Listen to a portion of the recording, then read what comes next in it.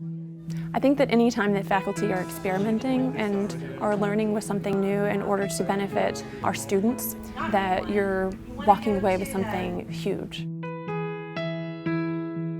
As academics, we tend to live in our spaces, right? We tend to live in our departments, talk to our colleagues, with our students, and we have a sort of a very small world that's carved out, right, for us. And I think that the beauty of this experience has been really that you're able to connect and collaborate with people who are actually in very different disciplines and who teach very different types of students, different levels of students, different content areas, right? So in my group, for example, I have someone in education, someone in criminology, someone in management and marketing. I mean, all of these different departments, right? So we have different sort of ways of approaching information and different apps that might work, but I think we're all doing the same thing. And in fact, I think that there's something a much deeper similarity that we have. And I think that through learning about these apps and through learning about pedagogy more generally, that we're able to sort of see the lines of connection.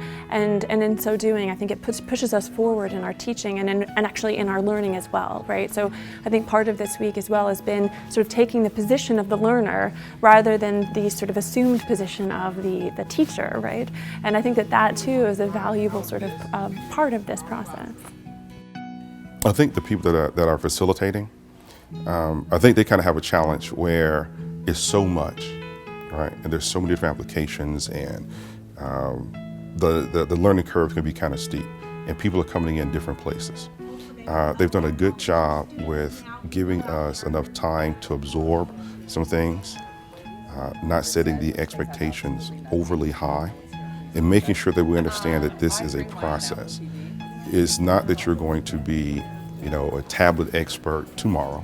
It's not that you're going to totally revamp all your classes, but it is that, you're taking baby steps, one step at a time to get to a certain place. Whenever you have a sort of structure and you're inside of that structure, it's hard to see what the outside of that structure might look like. So when you get an opportunity to step outside of that structure, in my case, by collaborating with colleagues outside of my department in my college, it can help you maybe re-envision or re-examine what you're doing inside of your own structures.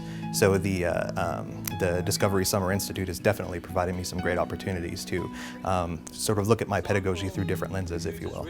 One of the things that I really like about the program is the fact that we're working in small cohort groups.